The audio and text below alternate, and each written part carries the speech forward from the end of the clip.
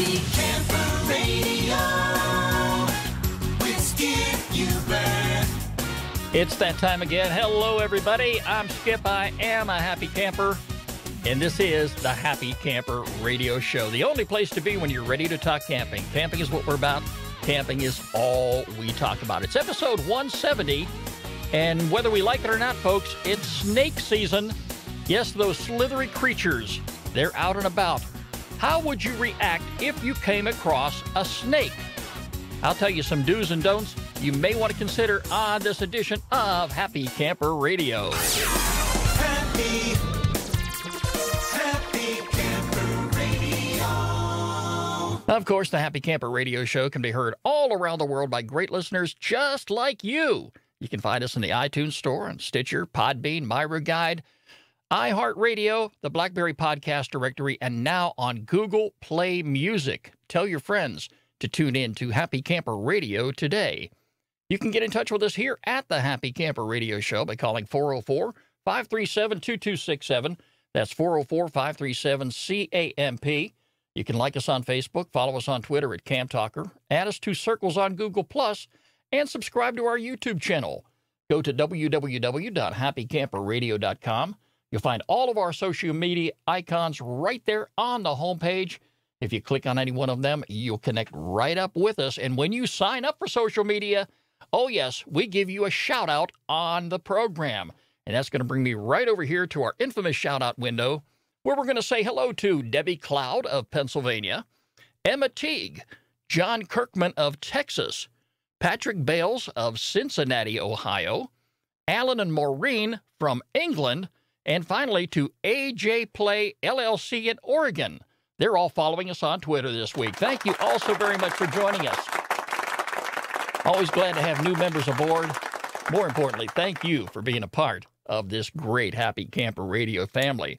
Would you like to be a guest on the program? Get in touch with me, Skip, S-K-I-P, at happycamperradio.com. Something in the world of camping you'd like to talk about? I'd love to have you on the show. Last Saturday was the Great American Campout 2017. Did you go camping that day? Did you take the pledge?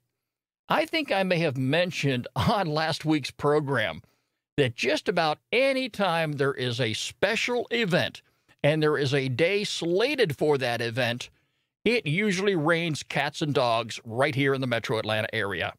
Last Saturday, June 24th, was no exception. So no, I did not go backyard camping on Saturday, June the 24th. But that's the neat thing about the Great American Campout, is you take the pledge, and if Mother Nature frowns on you that day and makes you very disappointed, you very simply go camping another day. That's all you have to do. But it's a great opportunity. It's a great campaign. It's a great part of the wilderness, and I like being a part of it. I'm sure you do too. The Great American Campout 2018 is just around the corner, a year away. I'm not going to hold my breath, but hopefully the weather will be a little bit better next year. And I'd like to make a really big ordeal of it. I know on a couple of occasions over the years, we have actually taken the show out there in the backyard as part of Great American Campout, and I would like to do that again, hopefully in 2018. Folks, it's snake season. Yes, now before I even begin, let me say this. I am not doing this episode for the purpose of scaring the pants off anybody. I don't want anybody to listen to this episode and decide, that is it, I'm not going camping this year, I don't want to be around snakes, forget it. I can say in all the years that I have gone camping, and believe me, I have been out and about.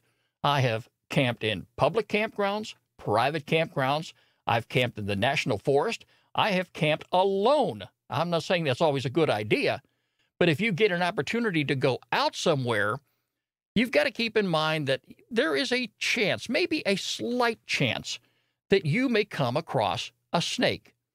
Do you know how you would react?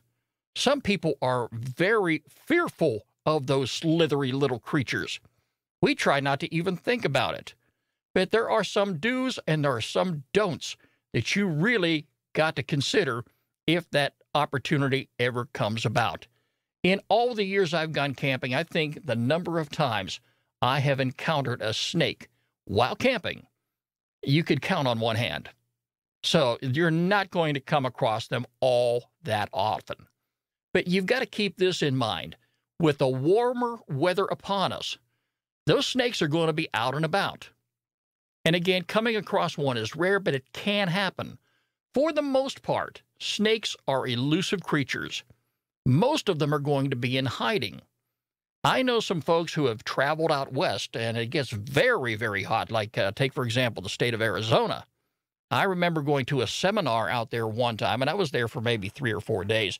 I didn't do any road travel or anything like that, but I have heard some stories about people driving down the road, and there's a snake right in the middle of the road soaking up some sun. That's possible.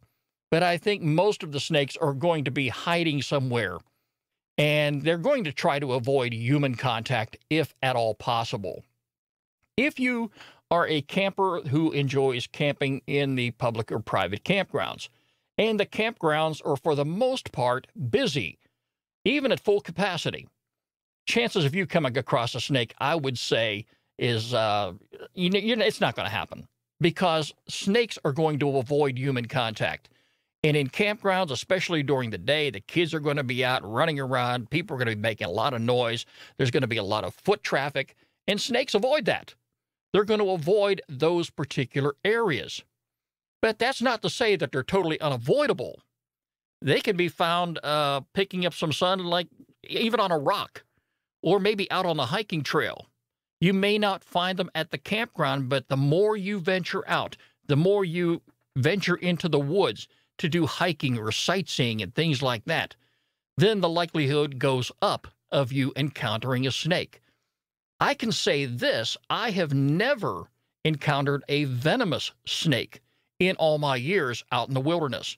I've seen them in the zoos, I've seen them at the nature centers, and I just prefer to turn and look the other way. If there's that part of the attraction that they have on display, there's other things I'd rather look at, okay? So that gives you an idea of what I think about snakes. You should avoid them at all costs. Take on the American attitude that you do with bugs. You'd rather not have them around. Some people, and I don't know where this came from, I remember hearing it, and it just popped up in my head here. For some reason, there's this fairy tale out there that if you bring a bag of lime with you that you would purchase, say, like at the hardware store or the home improvement store, and you sprinkle it around your campsite or sprinkle it around your tent, that the snakes are going to avoid it because they do not like lime. I don't think there's any truth to that. So save your money, save the room in your car. Do not bring a bag of lime. I don't think it's going to help.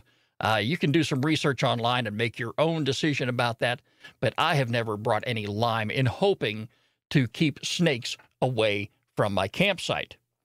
There are poisonous snakes, and of course, there are non-poisonous snakes. If you come across a snake, now is not the time to determine whether or not that snake is poisonous. Nowhere in this particular episode am I going to try to educate people on the different species and what to look for. If you come across a snake, and I would encourage you to bring your kids into the room and have them sit down and listen to this episode also, and if they miss it, replay it to them, because I think everybody needs to hear it. As parents, and I know when I was growing up and my parents let me cut loose in the campground, they weren't always watching to see what I was doing and where I was going. They were out there hoping I was having fun and making some good, conscientious decisions. But you're going to do the same thing with your kids, and they need to be aware of what to do and what not to do in the event you come across a snake. The best advice I can give you, I don't care how big the snake is or how small it is, if it's poisonous or non-poisonous.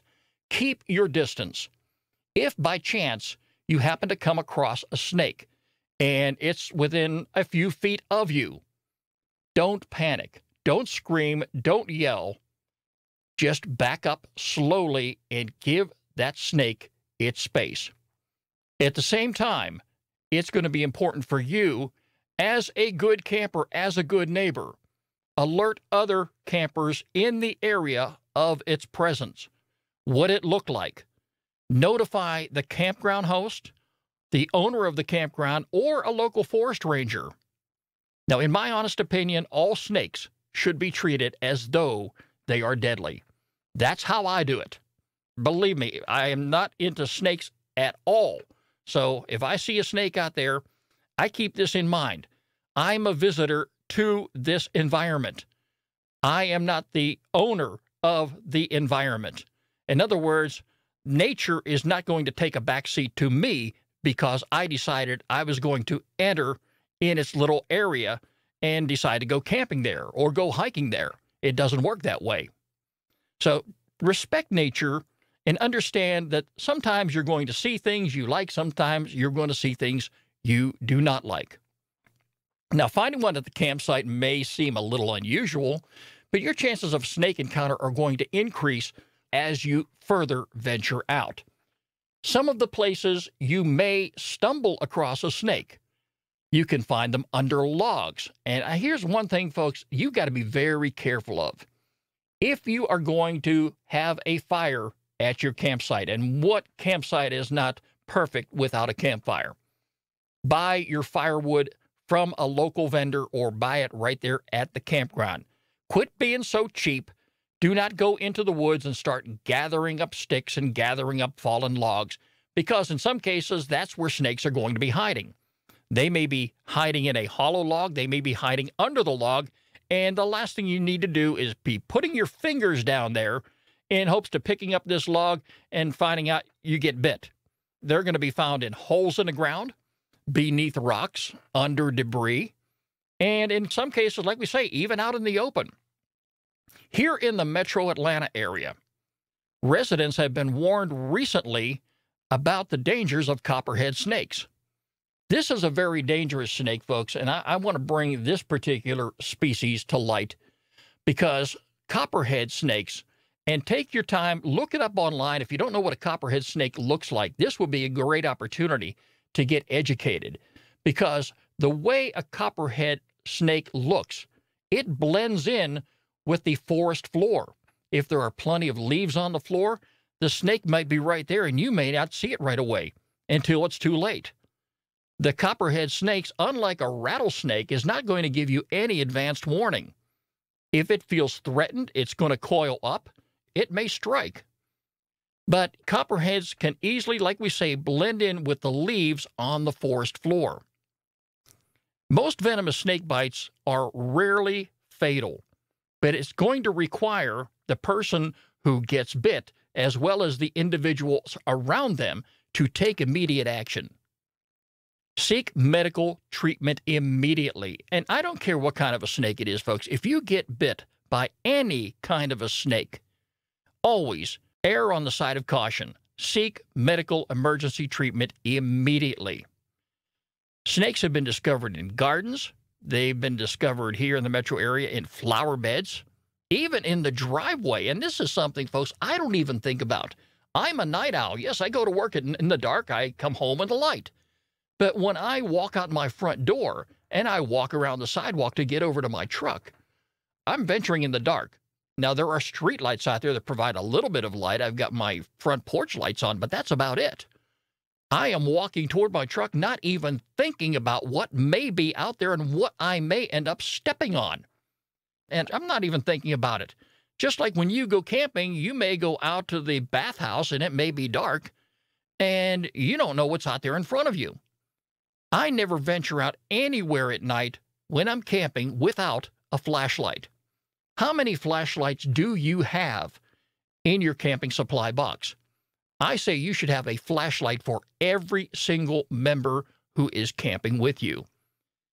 I recently bought one of these little LED lights that attach to the bill of your cap, and a friend of mine had one in a recent camping trip, and I say, wow, that is so neat.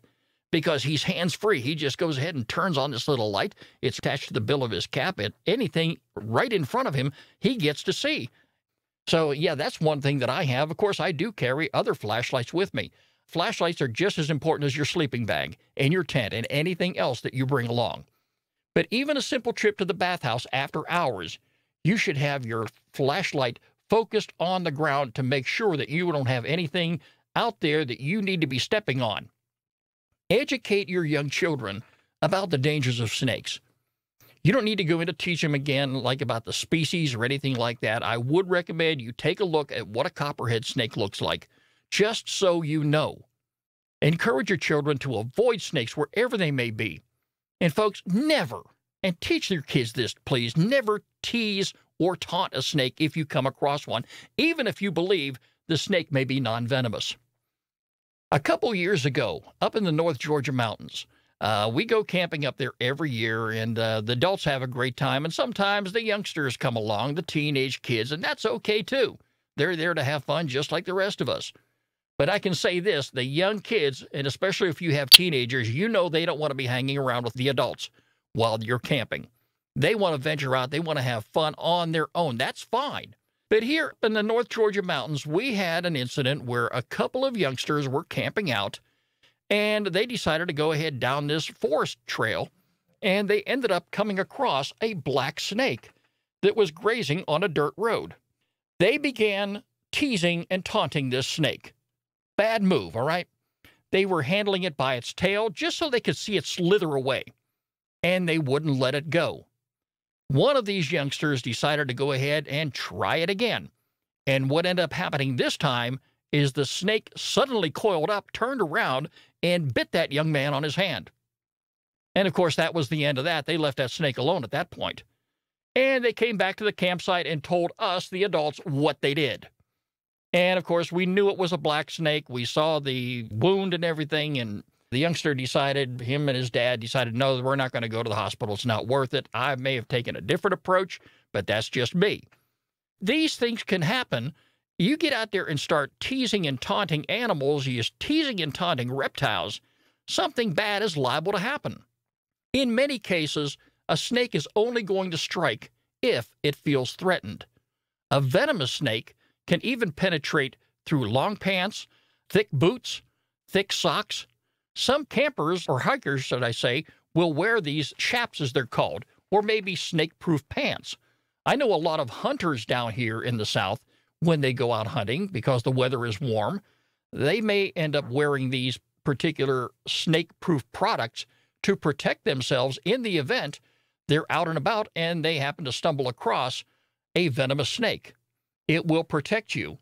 But in the summer months, I don't know too many campers who are going to be worrying or even thinking about snake-proof products. Most people, when they're camping, are going to dress very lightly. They're going to have tennis shoes on. They're going to have socks. They're going to be wearing shorts. They're going to be more concerned about bug spray and suntan lotion than they are snakes on the ground. But when you get out and you're venturing about, your mind is wandering. Your mind is on other things. You're not thinking about what may be on the ground and what you may end up stepping upon without even thinking about it. Always be aware of your surroundings. Don't be in such a hurry. Don't be running.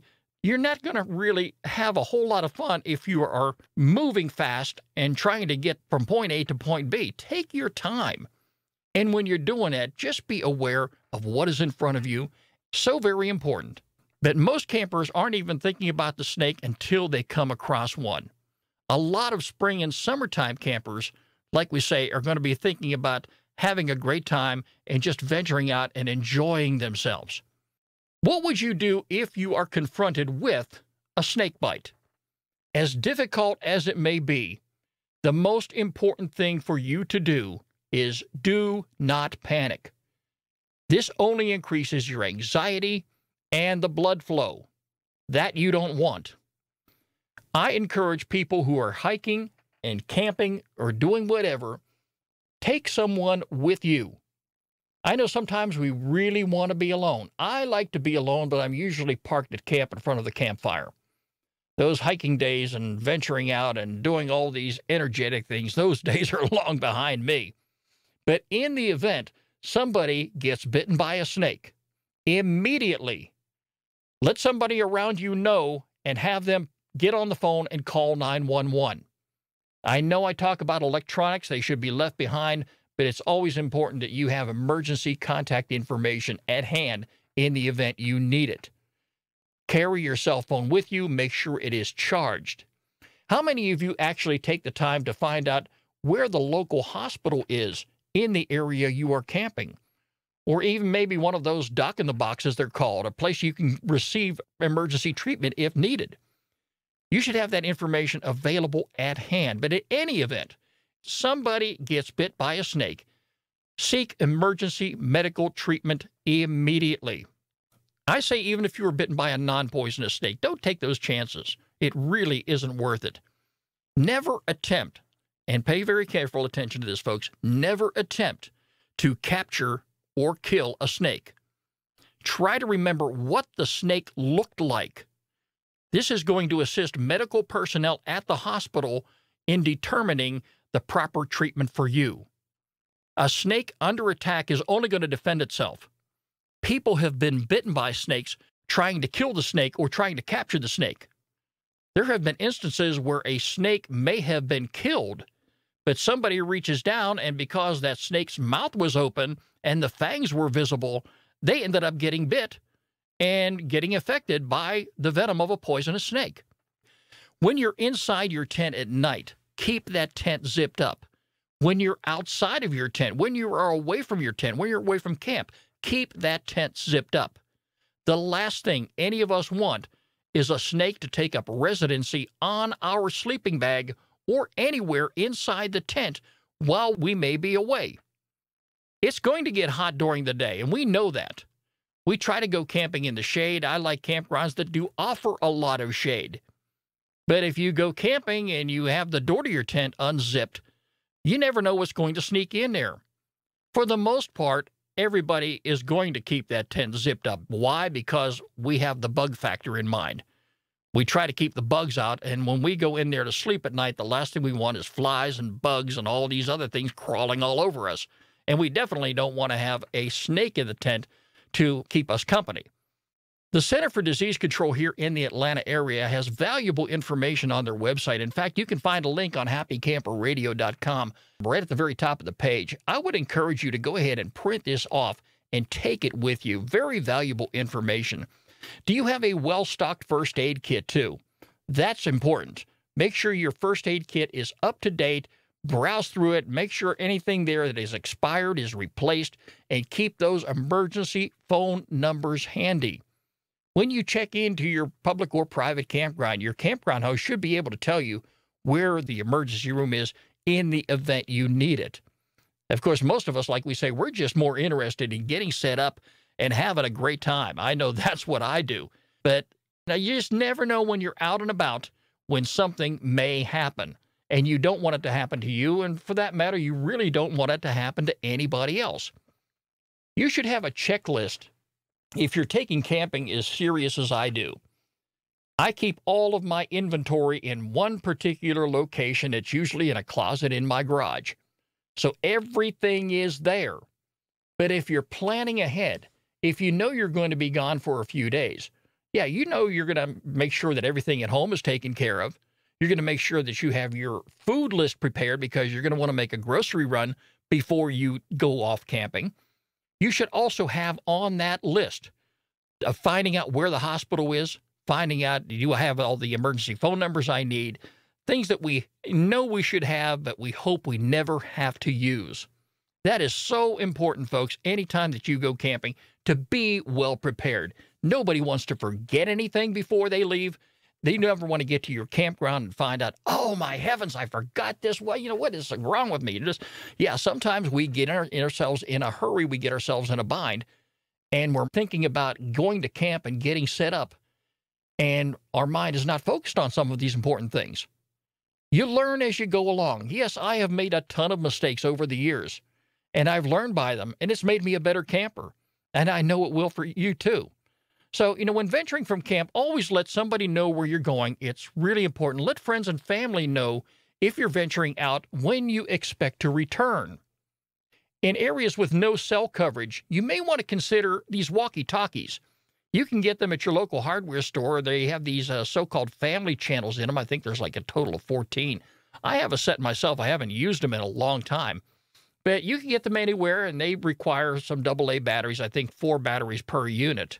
And they come in real handy. They got about a 2-mile radius on them.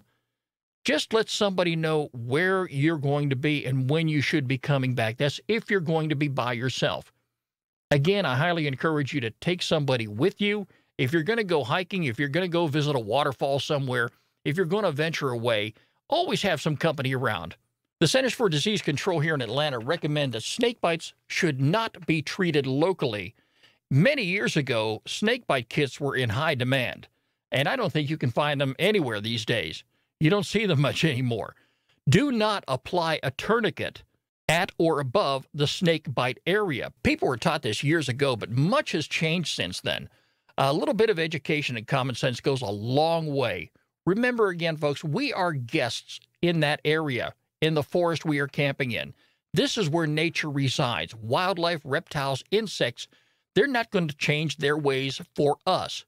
No one expects bad things to happen. Our goal as campers are to relax, have fun, enjoy ourselves. Nothing here should suggest we live in fear while we're camping. But we do need to remember, with warmer temperatures upon us, snakes are no longer hibernating. They're going to be out and about. We are too. You never know when you're going to come across a snake while you're camping. Just apply some good common sense and you should be okay. It's time now for our featured campground of the week here on the Happy Camper Radio Show. Happy Camper Radio. Happy Camper Radio. And on the show this week, I want to take you out to the state of Idaho, to McRae Bridge. It's a beautiful campground, open all the way through Saturday, September 9th, 2017. McRae Bridge Campground is located on the backwaters of beautiful Island Park Reservoir in Island Park, Idaho. It sits at an elevation of 6,200 feet. Visitors love Island Park for its world-class fishing and outstanding scenery and wildlife viewing opportunities. Island Park Reservoir offers boating, water skiing, fishing, canoeing. A boat ramp is located within the campground. The reservoir is used for irrigation, so the water level recedes throughout the summer, and by August, the reservoir cannot be accessed from McRae Bridge. Hiking, biking, horseback riding, and ATVing are very popular activities. Many miles of trails in the area include the Continental Divide National Scenic Trail and the Nez Perce Trail. Some sites have stairs between the parking spur and the site pad, vault toilets, drinking water, and trash collection area provided, but there is no electricity. A lot of activities and amenities are right there on their homepage. We'll have a link on Happy Camper Radio all week long. Check out the Know Before You Go items. Remember, don't move firewood. Help prevent the forest from these tree-killing pests by purchasing your firewood locally and burning it on site. This is a wonderful camping opportunity if you're in the state of Idaho. Anytime this year between now and Saturday, September the 9th, consider McRae Bridge. It is our featured campground of the week here on the Happy Camper Radio Show. Skip Hubert. HappyCamperRadio.com. And if you have a campground you would like for us to feature on the program, get in touch with me, Skip, S-K-I-P, at HappyCamperRadio.com. Be sure to include a link to the campground website. And that's going to wrap up this edition of the Happy Camper Radio Show. Now let's forget about snakes, all right? Just focus on going out and having a wonderful time. Remember, friends, every pet deserves a loving home. Do exactly like I did. Visit your local shelter and adopt a pet today. You can find us online 24 hours a day, 7 days a week at www.happycamperradio.com. Like us on Facebook, follow us on Twitter at Camp Talker, add us to Circles on Google+, and subscribe to our YouTube channel. The Happy Camper Radio Show is a presentation of Skip Huber Productions. I'm Skip. I am a happy camper. You can tell that for sure. My job, of course, is to make a happy camper out of you. We'll be talking to you again real soon. Have a good one, everybody. You're listening to Happy Camper Radio. Happy Camper Radio.